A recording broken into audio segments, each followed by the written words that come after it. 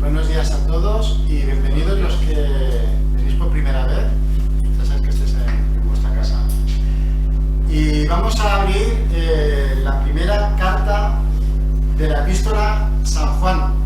Acordaros que el mes pasado empezamos el libro y vamos a hacerlo expositivamente. Vamos a ir versículo por versículo, o mejor dicho, texto por texto. Y vamos a intentar dar, pues eso, la primera carta de Juan, luego la segunda y luego la tercera. Acordaros que esta carta la escribió el apóstol Juan. Y es llamativo que fue el único apóstol que estuvo con Jesús desde el principio hasta la cruz. Es el único apóstol que vemos en las epístolas que él está en la cruz con la madre de Jesús y otras mujeres. Y vemos que tenía un vínculo muy especial con el Señor Jesús. De hecho, Jesús cuando está en la cruz le dice a Juan, he aquí tu madre, y a María le dice, María, he aquí tu hijo. Así que vemos que Jesús tenía una confianza plena, aparte de los 12 discípulos, con Juan estaban uña y carne. Vimos la semana pasada, el mes pasado, primera de Juan, capítulo 1, del 1 al 4. Y es que Juan nos presenta al Señor Jesucristo como el Hijo de Dios. Acordaros que es Dios y que es hombre. Y se hizo hombre para venir a la tierra para morir por nosotros. Un hombre falló, un hombre tenía que pagar. Y gracias al Señor Jesucristo que nos limpia de todo pecado. Y también vimos que la primera epístola de San Juan se divide en 3 grandes bloques. Primero, que Dios es vida, estos primeros 4 versículos que dimos otro día. Luego, Dios es luz, y luego Dios es amor, ¿vale? Vemos que Dios es luz, que vamos a empezar hoy ese texto. Luego en el capítulo 4, versículo 7, seguiremos con Dios es amor, y termina la primera epístola de San Juan diciendo otra vez que Dios es vida. Así que tenemos que Dios es vida, Dios es luz y Dios es amor. Y hoy vamos a dar la serie Dios es luz durante varios domingos. El título es Comunión y Perdón. Ahí tenemos, estando con Dios que es luz, hoy vamos a ver que tenemos con Él comunión y tenemos con Él perdón. Vamos a leer primera de Juan, capítulo 1, versículos del 5 al 10. Y dice así su palabra. Este es el mensaje que hemos oído de Él y os anunciamos. Dios es luz y no hay ningunas tinieblas en Él. Si decimos que tenemos comunión con Él y andamos en tinieblas, mentimos y no practicamos la verdad. Pero si andamos en luz como Él está en luz, tenemos comunión unos con otros. Y la sangre de Jesucristo, su Hijo, nos limpia de todo pecado. Si decimos que no tenemos pecado, nos engañamos a nosotros mismos y la verdad no está en nosotros. Si confesamos nuestros pecados, Él es fiel y justo para perdonar nuestros pecados y limpiarnos de toda maldad. Si decimos que no hemos pecado, le hacemos al mentiroso y su palabra no está en nosotros. Primer versículo, el 5, nos dice que Dios es luz. En estos 5 versículos vamos a dividirlo en el versículo 5 que pone Dios es luz, versículos 6 y 7 que hay 2 caminos, tinieblas y la luz, y la tercera parte de la meditación esta tarde del versículo del 8 al 10 que es engaño y confesión. Eso es como una telenovela, que hay engaños y luego hay una confesión, para que se nos quede. ¿Qué podemos decir del versículo 5? Dice Juan que es un mensaje que ha oído del Señor Jesucristo, de su propia boca. Pero ¿dónde y cuándo lo escuchó? Pues seguramente que todos si empezamos a recapacitar, si hemos leído los evangelios, habrá un texto que se nos viene a la mente cuando estuvo Jesús en la tierra. Y eres uno de los 7 yo soy. Y uno de esos 7 yo soy, uno de ellos, ¿cuál era? Yo soy la luz del mundo. Pues para ver lo que nos quiere decir en esa situación en la cual Juan nos está recordando? Lo que nosotros hemos oído y hemos escuchado, esto os anunciamos, que Jesús es la luz del mundo. Vamos a ir a Juan 8:12, porque es ahí el texto donde Juan se quiere basar en esta mañana.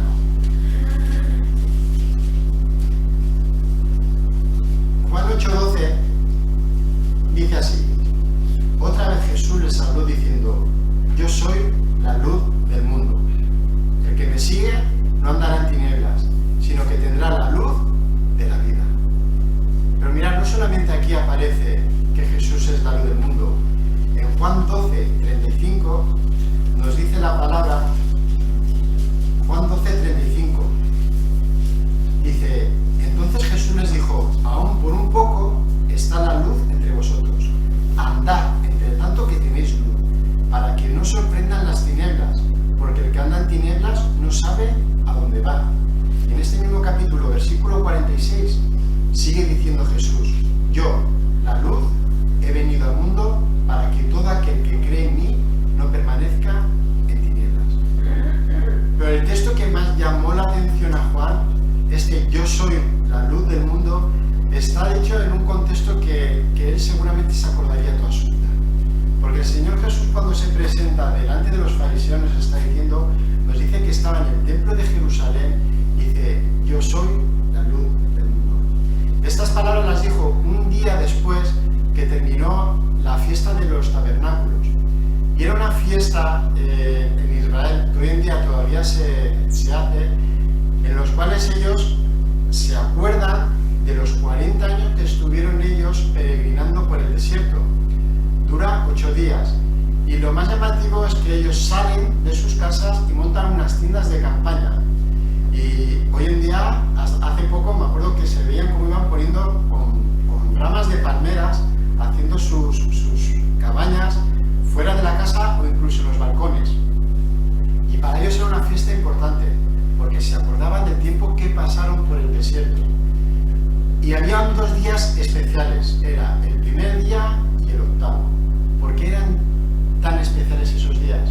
Porque en el templo se levantaban 4 candelabros de unos 20 metros de altura y por la noche se encendían.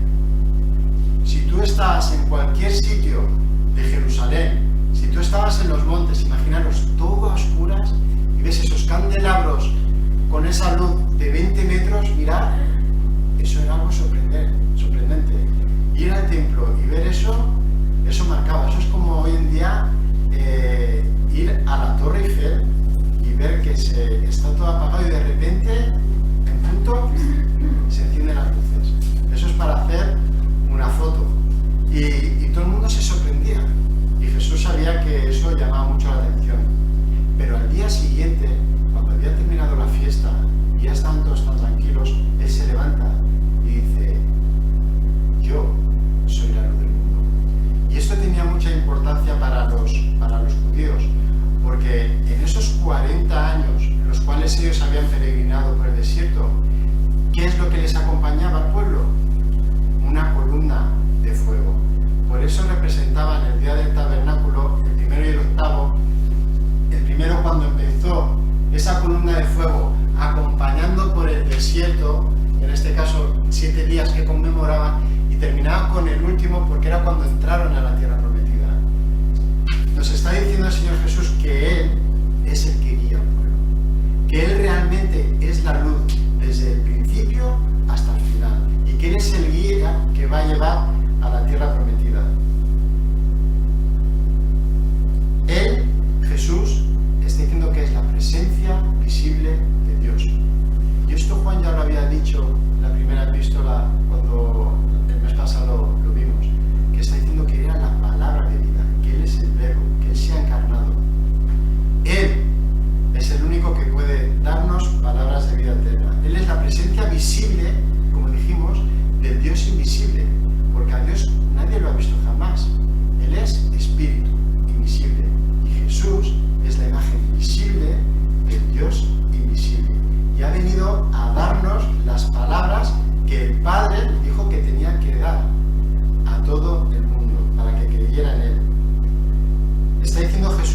seguir esa luz para tener vida eterna, para llegar a la tierra prometida, para ir al cielo. Es lo que nos promete, vida eterna. Y esa salvación no es exclusiva solamente para los judíos, sino que es luz y vida para todos. Jesús se levanta, se pone en pie y dice: yo soy la luz del mundo.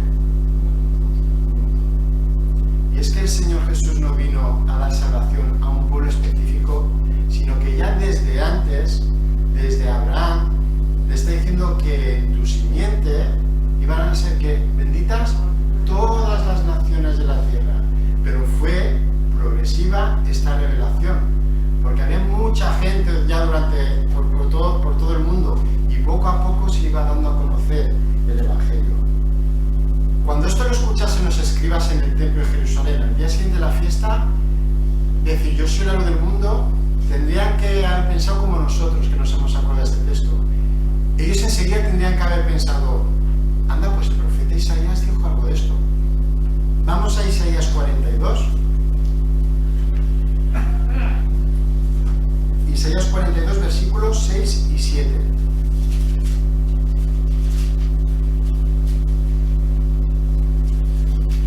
Dice así, Isaías 42, 6 y 7. Yo, Jehová, te he llamado en justicia, y te sostendré por la mano, te guardaré y te pondré por pacto al pueblo. Y dice: por luz de las naciones, para que abran los ojos de los ciegos, para que saques de la cárcel a los presos y de casas de prisión a los que moran en tinieblas. Y unos capítulos después dice: poco es para mí que tú seas mi siervo, para levantar las tribus de Jacob y para que restaures el remanente de Israel. Y sigue diciendo: también te di por luz de las naciones, para que seas mi salvación hasta lo postrero de la tierra. Así que aquí tenemos la luz del mundo. Ahora era el mismo Hijo de Dios encarnado que venía a iluminar al mundo. Y Juan muchas veces fue tan poderoso para ese mensaje que en el Evangelio de Juan es cuantas más veces dice que Jesús es luz. De hecho, la introducción al Evangelio de Juan nos dice que aquella luz verdadera que alumbra a todo hombre venía a este mundo. Hermanos, Cristo es la luz para todos los hombres en todo momento y en todo lugar. Él es la luz en sentido absoluto. No hay hombre, no hay movimiento, no hay nada que se compare a Él. No es que sea Dios una luz entre otras, no, sino que Él es la luz. No hay otra luz. Puede haber lucecitas pequeñas que pueden, pues eso, como estrellas, y caer. Él es la verdadera luz. El mundo lo que necesita es luz. Por eso nos dice que las personas que no conocen al Señor, el mundo está en tinieblas. El mundo está influenciado bajo el poder del príncipe de las tinieblas. Solo Jesús puede cambiar esas tinieblas en luz. Pero sigue diciendo más este texto en Juan 8:12. Nos dice: yo soy la luz del mundo. ¿Y qué sigue? Dice: el que me sigue no andará en tinieblas. Ya sabemos quién es la luz, pero ahora hay que hacer algo más. El que me sigue no andará en tinieblas. ¿Y qué es andar en tinieblas? En sentido espiritual, se trata de todos aquellos que no conocen a Dios. Y Pablo los define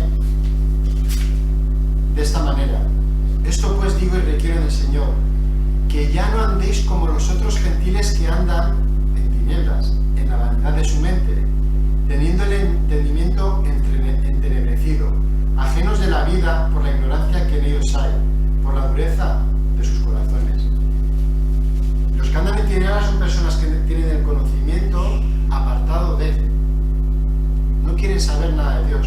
Van siguiendo las costumbres, como dice, de los gentiles, de los paganos en este caso, que dentro de este contexto había un montón de religiones, un montón de filosofías prácticamente igual que hoy. Tenían una mente separada de la luz real. Pero no solamente la mente estaba en tinieblas,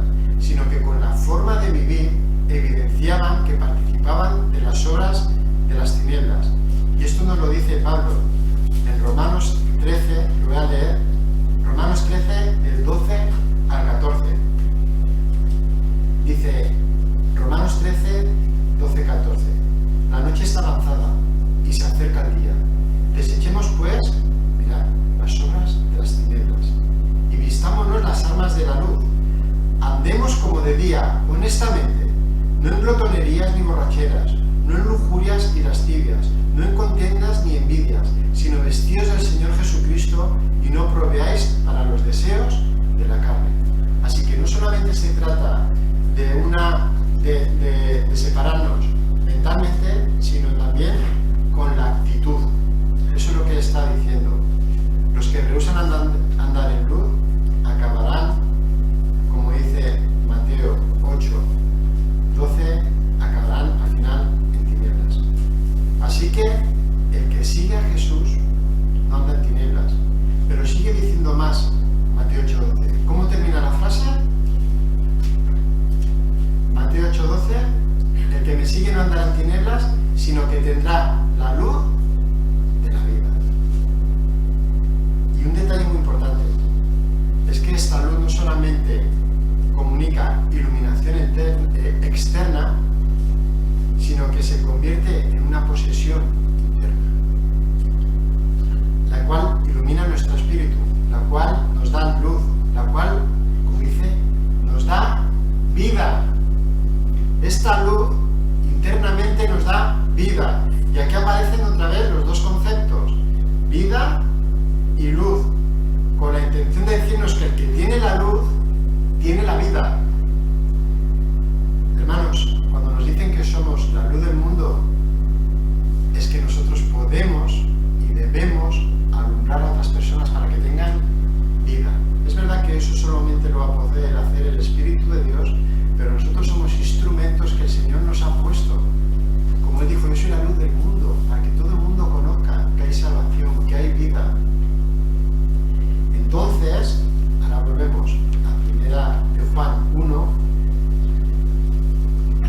Ahora que ya Juan nos ha dicho, este es el mensaje que he oído de él y muchas veces, pero el que me llamó la atención fue terminando la fiesta de los tabernáculos, que Él es luz y que no hay tinieblas en Él. Entonces, ahora vamos al segundo punto, luz y tinieblas. En el siglo I habían personas que se estaban metiendo en la iglesia y se estaban influenciando por diversas filosofías. Y uno de ellos era los gnósticos. Este grupo decía que el cuerpo era malo, lo material era malo, que era impuro, que siempre estaba inclinado a hacer lo malo. Y por otra parte estaba el espíritu, que era lo inmaterial, que era lo bueno, y que a través del espíritu podías llegar a tal grado de conocimiento, de perfección, que podías controlar el cuerpo y sus deseos impuros y pecaminosos. Es decir, que no necesitabas a Dios. Tú podías llegar a un nivel de perfección y controlar tu cuerpo. De hecho, lo vemos mucho en religiones orientales, que a través de ciertas prácticas de reflexión, de espiritualidad, muchas veces pueden llegar a controlar su cuerpo, tanto días sin comer, días sin beber, o el dolor, pueden pasar y dormir por clavos o por fuego. Por eso dicen que el espíritu, con solo el espíritu llegar a esa perfección, no hacía falta tener a Dios, porque uno lo podía controlar por sí mismo. Pero en esta situación vemos que ya se están metiendo en la iglesia estos gnósticos, que eran filosofías orientales, pero dentro de la iglesia había de todo. Y aquí vemos en el versículo 6 que dice Juan, había otro grupo que decía, tenemos comunión con Dios. Versículo 6. Sin embargo, esta gente que decía que tenemos comunión con Dios continuaba caminando en tinieblas. Encontraban satisfacción fuera de Dios. Separaban la palabra del hecho. Profesaban vivir para Dios y, como sigue diciendo, pero andan en tinieblas. Sus obras eran incompatibles con lo que decía. ¿Y cuáles son estas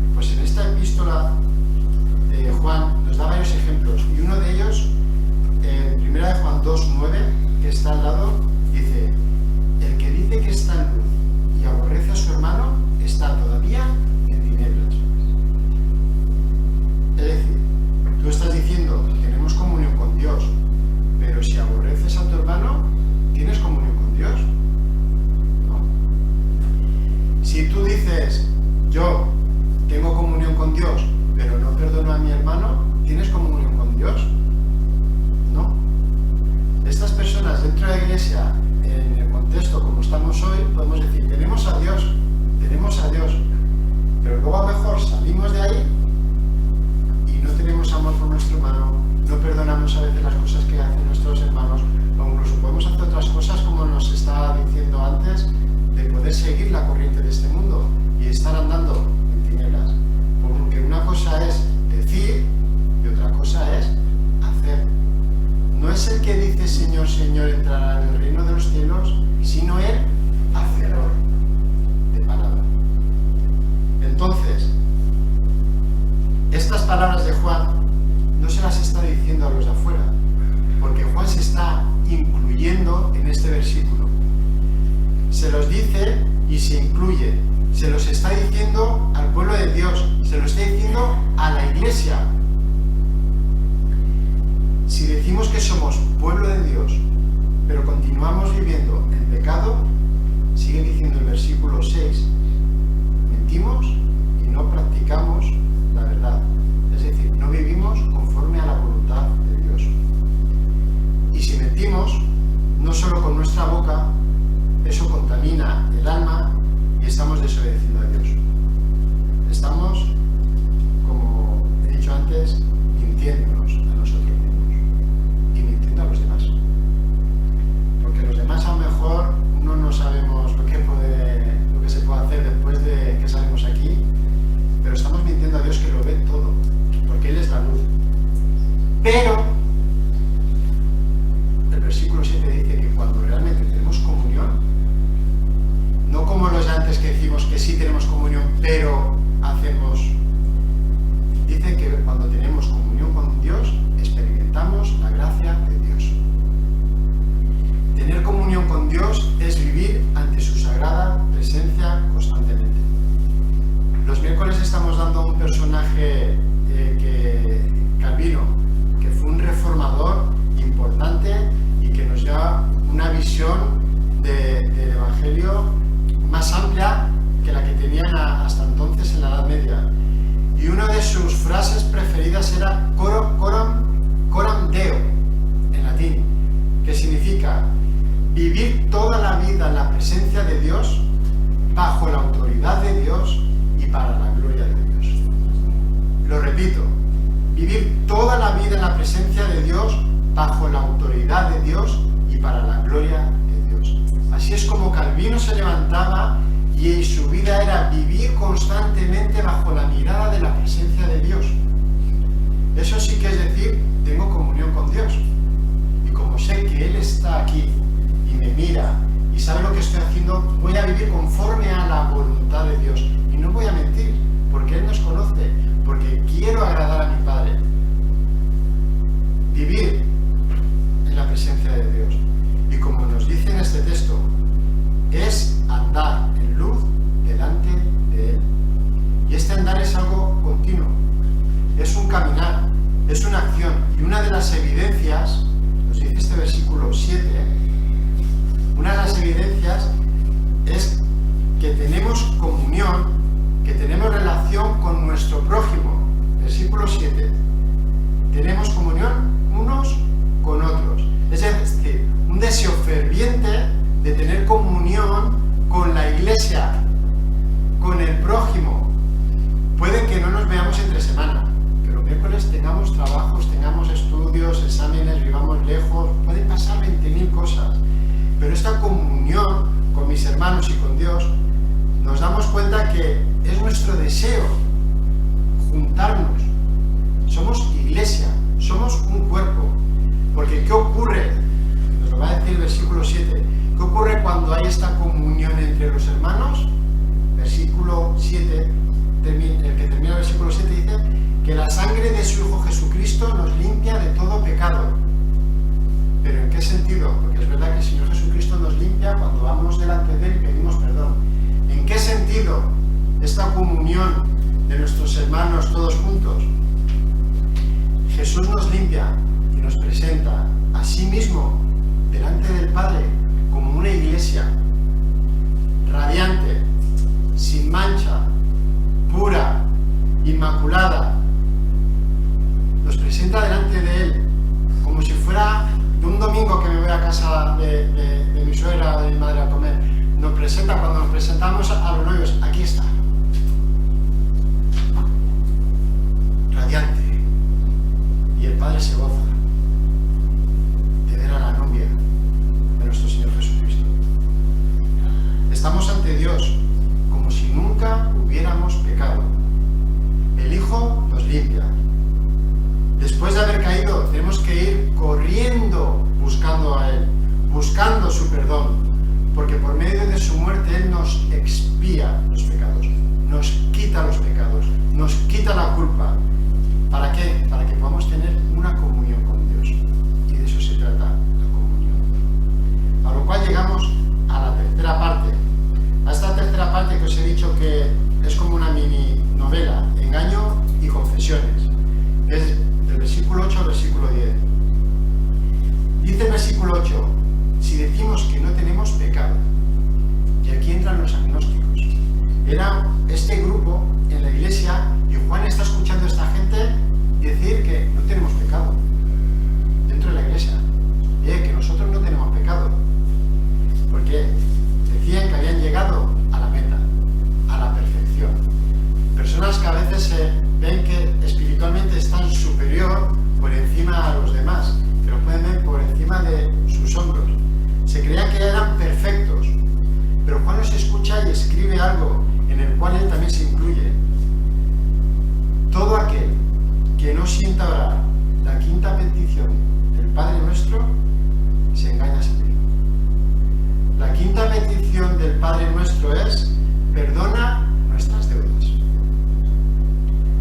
Y esa es una oración ejemplo para nosotros. Y si el Señor Jesús está orando al Padre de esta manera, Padre, perdona nuestras ofensas, nosotros ofendemos muchas veces. Ofendemos a nuestro prójimo y ofendemos al Señor. No somos perfectos, ni llegaremos a ser perfectos aquí. En eso estamos. Dios con su Espíritu nos está haciendo conforme a la imagen de su Hijo Jesucristo, santos, puros y sin mancha delante de Él, para presentarnos como una novia limpia y tener comunión con el Padre. Eso lo hace el Espíritu Santo. ¿Por qué piensan estas personas que no tienen pecado? Porque si creen que no tienen pecado, nos dice Juan 8, nos engañamos a nosotros mismos. No nos engañemos y pensemos que hemos llegado a un tope. El mismo Pablo nos dice que nos despojemos del viejo hombre y que nos vistamos de nuevo. Siempre hay impurezas en nuestras vidas, siempre hay cosas que tenemos que quitarnos, pero nos dice que andemos por Él. Porque el que encubre su pecado, hermanos, no avanza. Proverbios 23, 13. No debemos de encubrir lo que hay en nuestro corazón. Si decimos que no tenemos pecado, nos engañamos, como nos dice en este versículo, y la verdad no está en nosotros. Es decir, volvemos a mentir.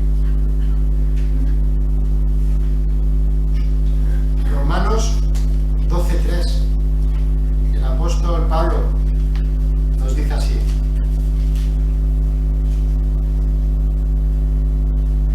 digo pues, por la gracia que me es dada a cada cual que está entre vosotros, que no tenga más alto concepto de sí que el que debe tener, sino que piense de sí con cordura, conforme a la medida de fe que Dios repartió a cada uno.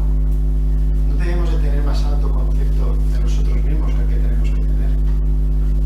No somos supermanes, somos personas que caemos, que cometemos errores y que constantemente debemos de ir a nuestro Padre y pedir perdón por nuestras deudas.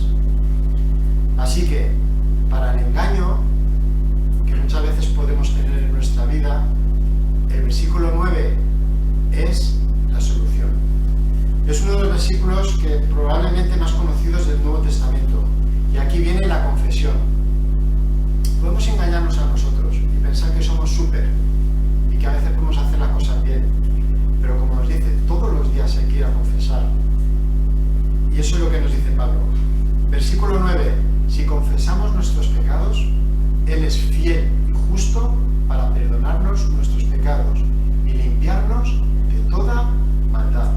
Y aquí vemos que hay una condición si confesamos nuestros pecados. Vemos que hay una certeza, que Él es fiel y justo. Y vemos el cumplimiento.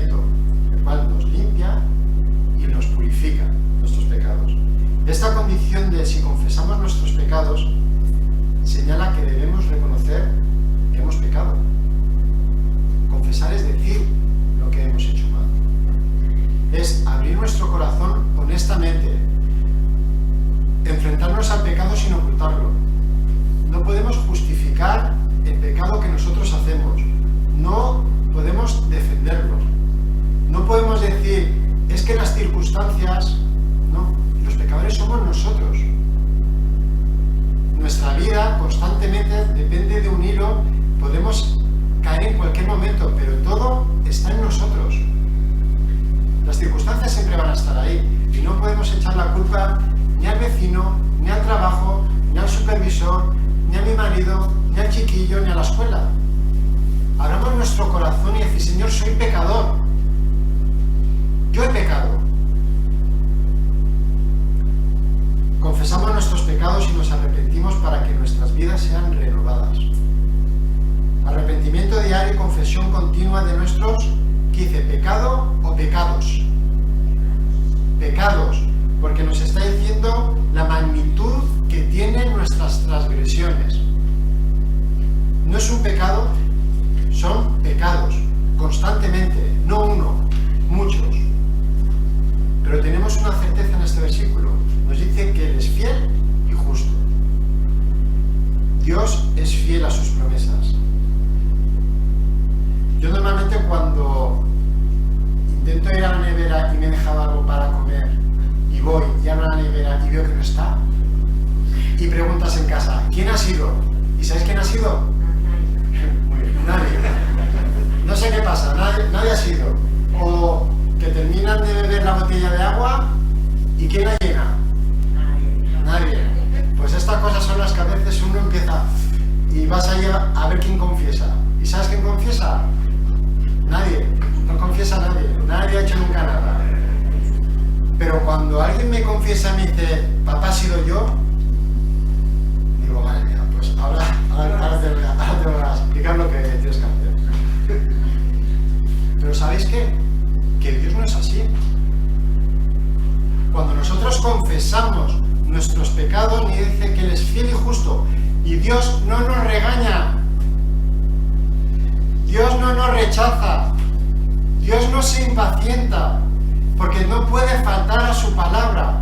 Él está con los brazos abiertos a que vayamos. Y esto nos tiene que hacer recapacitar cuando muchas veces hay que, si alguien viene a pedirnos perdón nosotros a Él, ¿qué hacer? Esto me apunto. No, porque Dios no es así. No nos regaña. Que lo suyo sería, pues eres. No. Qué diferente es Dios, que es luz, a nosotros. Completamente diferente.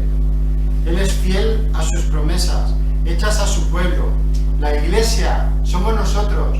El nuevo pacto, ¿qué dice Hebreos 10, 16, 17?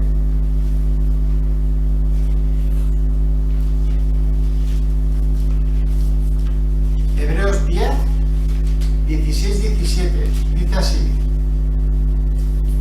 y nunca más me acordaré de sus pecados, ni de sus transgresiones.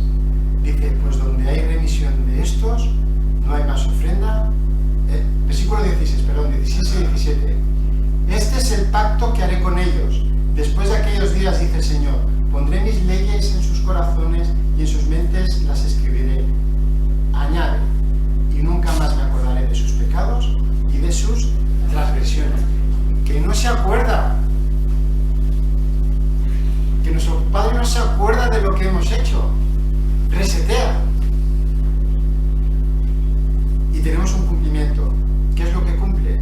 Perdonar nuestros pecados y limpiarnos de toda maldad. Nos perdona, es decir, cancela la deuda, nos perdona la deuda y dice que nos limpia. Purifica para que podamos realmente luego tener comunión con el Padre. Y termina con el versículo 10. Primera de Juan 1:10 dice: si decimos que no hemos pecado, hasta ahí. Si bien el versículo 8 decían los gnósticos que no habían pecado, estos dicen que no habían pecado nunca. Una oración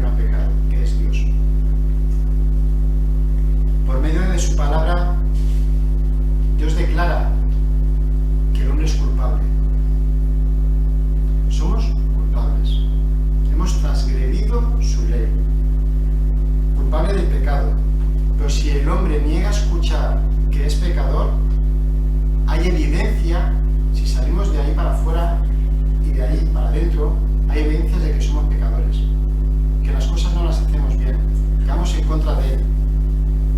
Entonces, este hombre está acusado a Dios, como dice el versículo, le hacemos a Él mentiroso. Juan una vez más se incluye a sí mismo en este versículo y a los que leen. Si llegamos a decir que no hemos pecado, a pesar de toda la evidencia que hay, como dice el final de este texto de esta mañana, su palabra no está en nosotros. Es decir, no tiene cabida en nuestras vidas la palabra si decimos que no hemos pecado o que no tenemos pecado. Eso significa que somos incrédulos y que hemos rechazado el Evangelio de salvación, porque esto es para los necesitados. Y todos necesitamos de la luz. Tenemos que tener comunión. Necesitamos confesar nuestros pecados. Para terminar, 3 aplicaciones. Primera, cuando tenemos comunión con Dios, no podemos ocultar nuestros pecados. Los pecados, como las tinieblas, no tienen lugar ante la luz de Dios. Deben quitarse. Si hay pecados en nuestras vidas, confesémonos, nos limpia y tenemos esa comunión con Dios y andamos con Él. Segundo, ¿cómo quitar esos pecados? Dios es el único que puede perdonar y limpiar nuestros pecados. La sangre de Jesús es suficiente. Y tercero, para terminar, ¿qué debemos hacer nosotros? Confesar. Significa que yo digo lo mismo que Dios dice acerca del pecado.